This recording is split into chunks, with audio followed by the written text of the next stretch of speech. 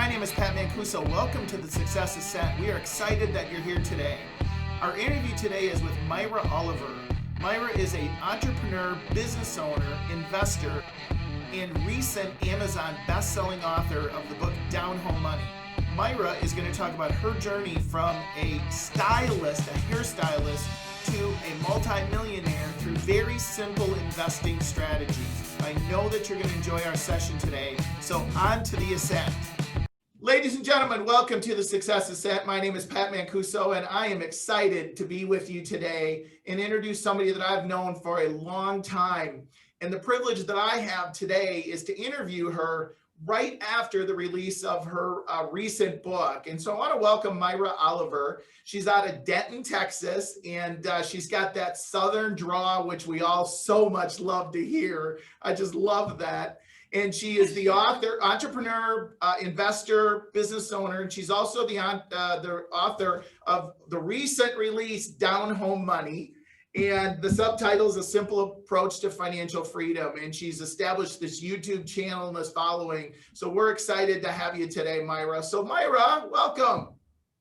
Thank you, Pat. It is so great to be here with you. I was so excited when you reached out to me because, as you know, you're one of my favorite coaches of all time. Oh. And I love you. And so I was so thrilled to get to be a part of what you're doing. So thank you for having me. Thank you for being here. So tell the folks that may not know Myra, I mean, gosh, I don't know who that would be. Tell us about Myra. Who's Myra? You know, I am just a simple Kentucky girl. I moved to Texas, so my accent's a little crazy. People don't know if I have a Kentucky accent or if I have a Texas accent. So I think it's just a hybrid. But I started out as a hairstylist. That was my career of choice. And I moved here to Texas. I met my husband here in Texas. And so my husband was a policeman and I was a hairstylist. And if you read the book, which you should read the book, and Pat, we became a bestseller. Right out of the bat, we were #1 on Amazon. So on the Amazon website, we became a #1 bestseller. So I'm thrilled about that because I just want to touch a lot of people. And what happened is my father died when I was 22, and he was really sick with cancer. And I kept going back and forth to Kentucky to help my mom take care of my dad. And my debt got out of control, because I owned a business. I had a hair salon. And so it was a lot of struggle. Those days were pretty dark. And after my father passed, I made a decision that I had to work my way out of this. And I read a great book, Your Money or Your Life. Wow. By Vicki Robin. And that book altered everything for me. That was 1992. When I read that book, it was a new release, Vicki Robin and Joe Dominguez. And I really started seeing my money differently because that's what she talks about in the book. You are trading your time every day for money. Are you using your money smart, right? And so I went on a mission. I started studying the FIRE community, the Financial Independent Retire Early community. I was doing $5 haircuts and $25 perms. My husband never made more than about 50 grand a year as a policeman. And we just decided we were going to start saving 50% of our income. And in order to do that, we had to get out of debt.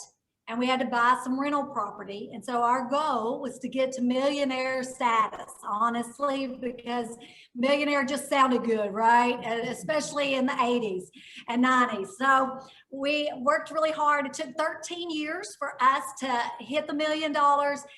We had rental property that were bringing $5,000 a month net. So we were able to quit our jobs. I sold my hair salon to a lady who had worked for me the whole time, and she was in her 50s. So I was able to give her an opportunity to own her first hair salon. And we did it. We took 3 years off and just enjoyed our lives and traveled and had a lot of fun. And then, Pat, I got bored. Shocking. I'm a very driven person. So I was buying rental property and watching real estate agents. I thought, I got this. I should get my license. And the rest is history. So I got my license and started selling real estate. And of course, as being a driver, I got right back on that treadmill to success. So I mean, I just started going crazy selling real estate and just building business, and then finally, 2 years ago, I got back off and I'm back to living in my passion and joy. Down home money is a passion project. It's not a money project. It allows me to help other people because it's not how much money you make. It's how much money you keep and what you do with it. And are you buying assets to throw off an income? And so that's what I've done. I love it. I love it. Well, and it's been a journey, right? And the journey is always upwards, and yet sometimes we, take a step back or take a step off the treadmill, as you said. So as I was reading the book, and I got it yesterday, it came last night, and I told you before we started, I read it, I couldn't put it down, I finished it. You said, yay, I love that. That's like music to my ears. I've had people call me and text me and they're like, I can't put it down. I feel like I've got you in my ear talking. I love it. Well, and I'm going to hand it to my 24-year-old daughter as soon as we get done with the interview and have her read it. Because honestly, if I would have had this book at her age, I'd be in a different financial position than I am today. And that's what I love about it. And I love what you're doing is it's so simple. So yes. I want to ask you some questions around the book. I love this statement you said. You said documentation beats conversation. What does that mean? Yeah. So I have said that my whole life. My mom, in the foreword, my mom wrote the foreword. She talks about, I said that as a child. I have said that my whole life. But I truly believe that you have to document things in order, people do a lot of talking, right? Right. And I'm about action and documentation because documentation beats conversation. And we all know, I mean, we get to be around a lot of people that are really successful, and there's a lot of big talkers, and in Texas, we call it, what is we call it in Texas? No cattle, big hat. I think that's something like that. I never get that right. Like that. It's so the thing about that is that I documented my whole life, and I am a firm believer that you do it and your audio and your video go together, right? Yep. And so that's what documentation beats conversation all day long. I used to tell people, don't sing it to me, bring it to me. When people would give me their numbers, when I was running the region, I'd be like, yeah, don't sing it to me, bring it to me. So there you go. Is that a Kentucky phrase or a Texas phrase, or is it a combination? Who knows? My mom said I was singing that when I was 10, 12 years old. I was like, and so I have no idea. That might be a Myraism. Who knows? I love it. I love it. So you talk about in the book, you talk about your journey. And there was a time when a couple years ago, you kind of got off the treadmill and yet you were stuck. And you pulled into your driveway. And I want you to tell the story. However, what was interesting as I read it is I had no idea about what you're about to talk about. Yeah. So, I right after I ran the region, Ohio Valley region for Keller Williams, and I put in franchises, and I was able to double the region's owner profit share. So, it was like I was going up the ladder, more, success. And I was actually, before that happened, the situation you're talking about, I went to a John Maxwell, and I know you're a follower, and I went to John Maxwell, and he said something that really just hit me hard. He said, success is great, but significance is where it's at. And it really, I pondered that statement for at least a good year to two. And then I made the decision, to get off of that treadmill of success and move towards my passion and my joy. And I was having a really bad day, honestly, a really bad day, where I was just having a lot of doubt and did I make the right decision?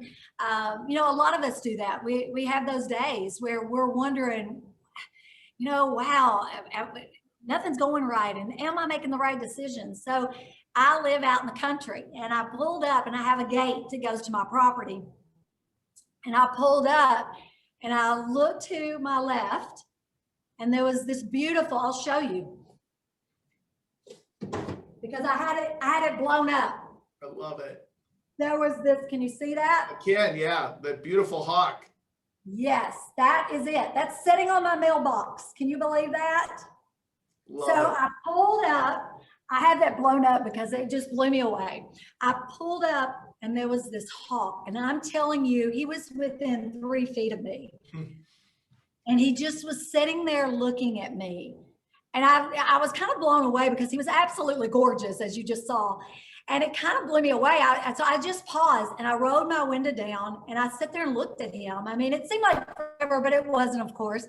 And then I realized I need to get my cell phone. Nobody's going to believe this. So I took a picture of him and then I opened my gate. He was still sitting there and he flew over my car. And I went through my gate and I just thought, is that a sign? And I didn't know what it meant, you know. And then when I Googled it, wow, it just shocked me what it means when you see a hawk, and a hawk gives you reassurance. A hawk is letting you know you're making right decisions and you're moving forward. And so it just, honestly, it pushed me. It was like, I mean, if anybody could send me a sign, I got a sign that I need to move forward and write this book and do what I was doing. So it's in the book. So I share that in the book. Yes. Well, so you said something, Myra, you know, the sign, you know, we all look for signs sometimes, whether it's a spiritual sign or somebody to show up in our life. Yet what I want to focus on is all successful entrepreneurs, business owners, we all hit those ceilings, right? We all have that doubt. You talk about in the book, mindset is really important as part of financial freedom. And so, you know, just for everybody who's listening or watching, you're going to go through those peaks and valleys. That's why we named our podcast The Success Ascent, which is really the journey up, and yet it's never straight up. And so I love that you shared that in the book. So yeah. You've had a lot of success. You wrote the book, and I love the book and what you're doing from the perspective of, it's not like you're this big financial wizard. You know, it's not like you went to some Harvard or Yale or, you know, studying all of that. And you know, and yet you've done this at a really high level. And you know, so talk to us about the mindset that you've got around this. Yeah. You started small, I mean. Oh, sure. And that, I mean, every journey starts small. We got to all remember that. We just see people where they are now, and that's where we want to go, because we don't like delayed gratification. Right. You know, we want everything right now. We're in a world that everything is instant, right? Mm-hmm. And the thing about financial freedom is it's delayed. I mean, we go to college for 4 years, 6 years, 8 years, 10 years for doctors and specialties. And, but yet we don't want to have delayed gratification on wealth building. Right. And what I've found is if you'll get real purposeful, making baby steps, and listen, I am the most simple person. Everything I do is simplified. Okay. My accountant says I am the best because I hand him a P&L for every one of my rental properties. And it's so simplified. He goes, you're simple, but I tell you what, you know your numbers. It's just who I am. I'm not complicated. I have a high school Kentucky education, and it's a good one. Let me just tell you. And I thank all those teachers out there because they instilled in me that I could be anything I wanted to be. Right. And you know what? Mindset will take you where you want to go. Yeah. You know, when you don't have limiting beliefs, and my mom raised me, my mom and dad always told me I could be anything I wanted to be. And it was between a veterinarian or a hairstylist. And I can tell you, as 2 school teachers, they were not happy with my decision early on. They were hoping for that University of Kentucky and being a veterinarian, and that didn't happen. I became a hairstylist. So, but it's just, mindset is so crucial. And I tell the story about going to Navy SEAL Fit in California, and Linda McKissick said, you're going to die. Okay, I'm gonna just warn you because I didn't work out. I don't work out. I do now. I do 5 miles walking every day. Every morning, an hour and a half, I walk. So see, I've already got my blood going today. I'm ready to go. Love it. And so, but she was like, girl, you're gonna die. And so I will tell you, it was hard. And I mean, I was in tears a lot of times, but the whole time I just kept telling myself, you can do this. You can do this. You're a Navy SEAL. And while I'm in the cold water in San Diego, and we're linked arm to arm in that cold water for 30 minutes at 2 o'clock in the morning, right? They get us up out of our bed and march us down there. We jog a mile. And I mean, it was crazy, but you talk about mindset. I know why those Navy SEALs, it's incredible, their mindset. Yeah. And so it was a great learning lesson. Yeah. So you mentioned in just a little bit ago, you mentioned your freedom number. Talk to us about that. Okay, so most people think that they have to have a ton of money to be free. Well, that's not really true. Honestly, if you will just sit down, I mean, the first step to financial freedom is to know where you are. Right. Because we can't know where you're going until you know where you are. And so I tell everybody, you've got to sit down and do a net worth sheet. And what's scary on a net worth sheet is a lot of people in their 30s and 40s do a net worth sheet and they have the huge negative number. Right. And you can look back and go, you're kidding me. I've been working 20 years, 25 years for this, because that tells you where you are. And so I think that's so important to do that. And then once we've done that, then we're going to do your budget. We're going to figure out your finances. How much money do you need every month? Let's say your expenses are $5,000 a month. That's what ours were, and that gave us $1,000 cushion to eat out and do some fun things, right? That was our original goal. So I knew in order to have $5,000 a month, I had to go build passive incomes while I was building my net worth. So there's two ways to do it. You can work really hard and just save your money, and then you can do a 4% off of the amount you have in a retirement account or whatever at a later date. Or you can go build passive income streams that are throwing you off monthly number. That monthly number is your freedom number. Right. So 5,000 a month was Rick and my freedom number. Now we got to figure out how are we going to get that. Right. And there's several ways, to do that.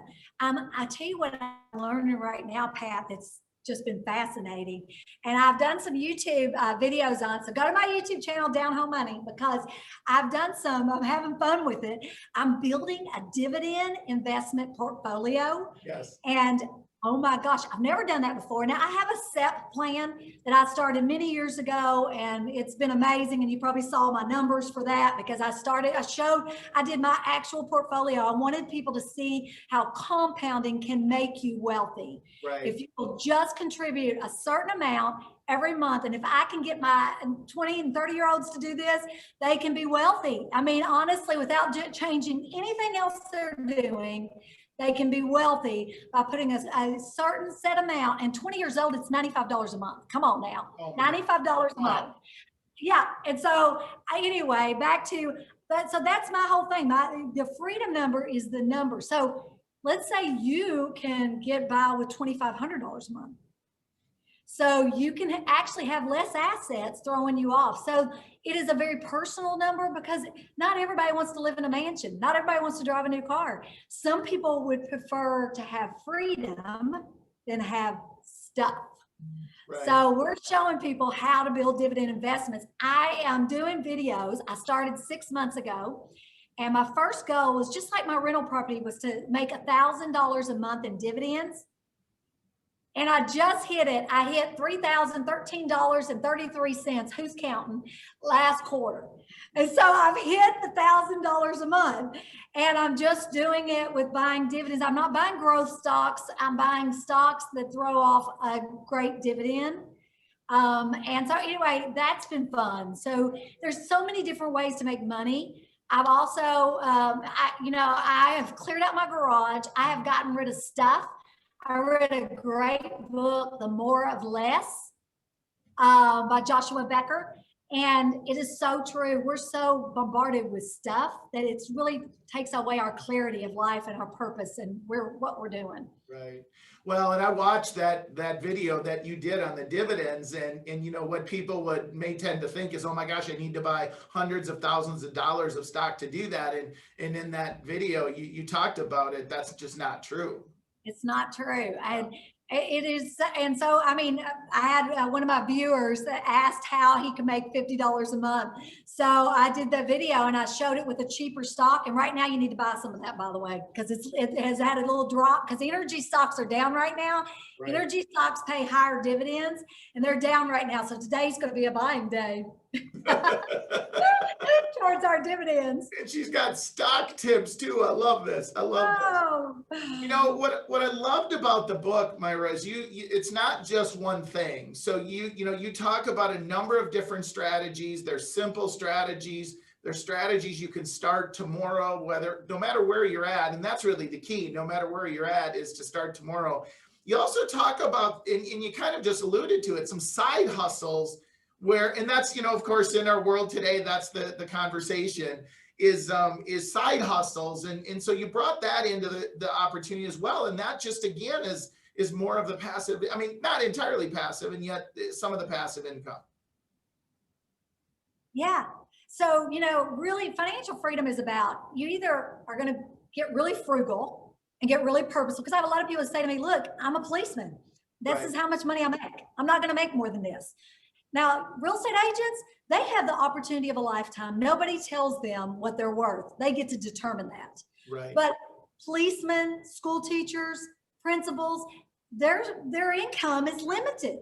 Let's just face it, it's limited. And so I have people that say to me, so what do I do? Well, here's the deal. You got to get purposeful with your money. And you don't buy more house than you can afford. You don't go buy a new car. A car is not an asset. A car is a liability. That's why mine is 5 years old. I mean, it's just the way it is. I want my money. Here's my motto.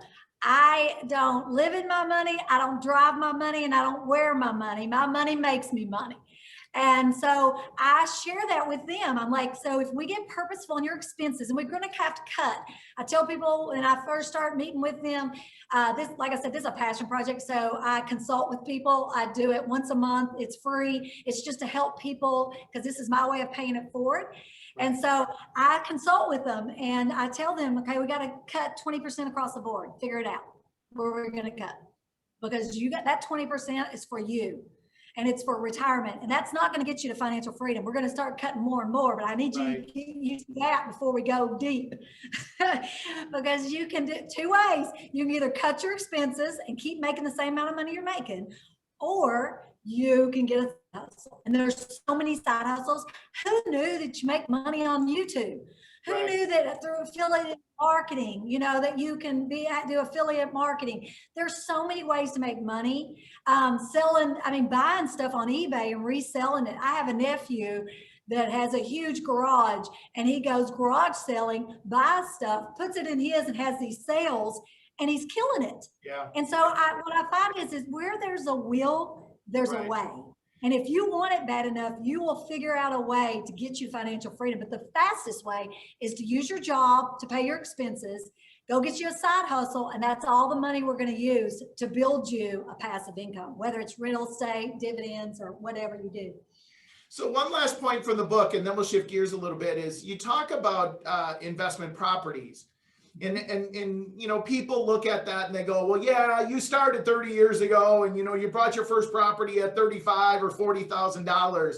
Right. And you talk about how you actually referenced a couple of people in the book that have bought properties in the last year or two under 50,000. So talk to people about that, because I found that, even for me, I found that fascinating. Well, again, where there's a will, there's a way, right? And you're not going to find them in San Diego. You're not going to find them in Seattle. Okay, but you got to get out of your own way. And you got to check out other areas. And there are other areas. I mean, Heather just bought one in Cincinnati in the last year. My brother Milt in my hometown has bought, in Kentucky, has bought 4 properties. We've built him a $1,500 passive income with 4 properties, and he has less than $150,000 in all 4. Wow. So, I mean, there are areas where you can still buy cheap houses, But, because we're in the housing business, Pat, we tend to think everybody's up high, but real estate's location, location, location. Right. And there's still areas that have not gone through the roof, but yet there's still people who need housing. Right. And so housing is one of the essentials. And so housing, there's still people renting houses and there's still money to be made. And I think that you just have to look for it and find it, because my best investments are on rental property. I mean, I bought a 5-unit in Denton in 2014, and I paid like $362,000 for it. And I just sold it for $890,000. And I've been making $6,200 a month on that property for the last so many years, right? Wow. So I just tell people, real estate has made me wealthy. It's because of smart investments in real estate and appreciation. And meanwhile, collecting rent all along the way, it was appreciating. Yeah. And then I always say, if you can double your money, it's time to sell, because you will not double your money collecting rent. It'll take about 10 years. Yeah. And so now I'm selling some properties and reevaluating. Like I bought a condo. And I did a video on this. I bought a condo in Panama City Beach, Florida in 2014. 2014 was a year for cheap properties. And I think I paid $82, $83 for that property. And I just sold it for $189,900. But what's weird, that property originally sold in 2006 for $250,000. So they're not even back to, and that's why I keep telling everybody, we're getting ready to have a shift. I mean, unemployment's at all-time high, with, forbearance and people not being, and people, sitting in rental properties, but not paying their rent, up to 30% of the population of the rental properties. There's going to be, because landlords can't pay their mortgage when the tenant's not paying. And then we, because we, we're not moratorium on evictions.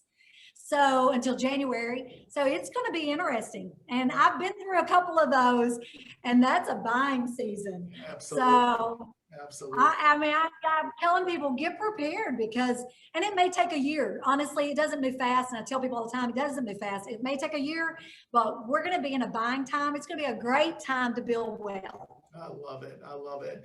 So let's shift gears. What's the best advice you were ever given from a mentor, coach, or consultant? Oh, I've had so many great people give me lots of great advice, but probably the most impactful, and hopefully that it can impact this audience.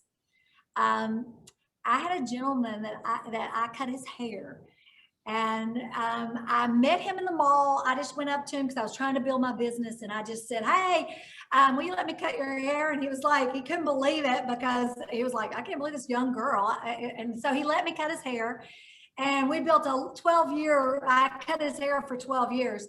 And, I remember it like it was yesterday, him saying to me that I needed to build a SEP plan. I didn't even know what that was. Right. And I remember him telling me, you need to build a retirement plan, because I told him I wanted to be a millionaire. I tell people what I want. I had it on my Myra. I had it everywhere, because I believe in affirmations. And he asked me one day what I wanted to be. When I grew up, I was like, I want to be a millionaire. And he laughed. He said, well, then you need to do a SEP plan. And he goes, you need to do a retirement plan. And I laughed. And I said, I'm in my 20s, just like all the 20s say to me today. I'm in my 20s. You know what? I'll figure it out. But I did it. And as you saw in the book, that SEP plan. So for 10 years, I was doing $100 a month. And then, I would add extra when I had money, I would add extra, but I had $100 consistently going every month for the first 10 years. That account through compounding was about 190,000. And then the next 10 years, it went over $1 million, because compounding's unbelievable. Right. So that's what I teach. And that's what I want young people to understand, that you don't have to change anything you're doing, but do a consistent amount. Put it in a tax-deferred retirement account. And our stock market's been bringing about 8% over the last 30 years. And through compounding, don't touch it, leave it alone, don't change anything, put it in index funds. VTSAX is a great one. VFIAX is the one I did. And if you will leave it alone, you will be a millionaire. And so if we could just teach people to do this, Right. A game changer. He changed my life by telling me that. And I wish he was still living. He was an older gentleman back then. That's been 30 years ago. I wish he was still living because I would love to hug his neck. Cut his hair and get some advice. Cut his hair, hug his neck. Yay. But it was great advice. And little did I know, I did it because he said do it. And he drove a Lexus, and his gold Rolex watch would blind me while I was trying to cut his hair. But so I knew this guy was successful, and sure enough, he was extremely successful. So anyway, that was probably the best advice. How about the worst advice you've ever been given? Like you go, oh, I wish I wouldn't have gotten that advice. Okay, to buy emus. Do not buy emus. Emus. Is that like a ticker symbol on the stock market? It's a bird. It's a bird. It's like an ostrich. And back in the 90s, they were really big. The emu oil was gonna heal everything from cuts and bruises. And oh my gosh, I bought a pair of emus, and they were called Minnie and Mickey. And it's the worst investment I've ever made. And my husband does not let me live it down, because I finally just gave it to the people that were keeping them. Because we were paying monthly fees to keep them. And that was the worst investment I've ever done. Okay, so worst advice, worst investment. Guess what I learned? What? I learned a big lesson. From now on, I do my due diligence before I buy anything, and I don't just take people's advice. I mean, I do my due diligence and study it. And back then, I was a little more naive than I am today. So I appreciate that lesson. We always have those lessons. So Myra, before we get to the final thought, and this has been amazing, and the book, it truly is amazing, and your YouTube channel, and I just love what you're doing right now. And again, this should be taught in school, right? This should be the curriculum in our schools, so that they actually could have that freedom later on. So before we get to the final thought, give us how we get in touch. We go to buy the book at Amazon, right? Yes. Go to buy the book at Amazon. What? You can go there. I have a website, Down Home Money. Also, my YouTube channel is Down Home Money, and of course, Twitter, LinkedIn, Instagram. It's all Down Home Money. That's where it's at. I love it. I love it. Get me there. So, what would be the final thought you'd share with our audience, in on the journey of success and everything that you've learned and experienced? What would your final thought be? I feel like that life is short, and we spend a lot of time chasing things or chasing more, right? And I feel like that if anything, if we will all pause and really see where we're at in our life and see what gives you joy, you may find it's not stuff. It's the people you spend the time with. Right. And unfortunately, we're spending all of our time chasing more stuff. More stuff. Yeah. And so I would tell people to really evaluate. And in my book, I have some questionnaires, because I think if you really evaluate what gives you joy and purpose, you may find it's not stuff.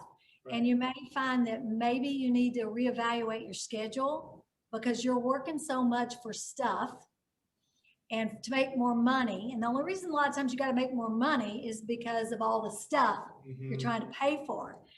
And so I think that if anything, I just hope that people will evaluate where they're at and where they want to go, because time is finite. Right.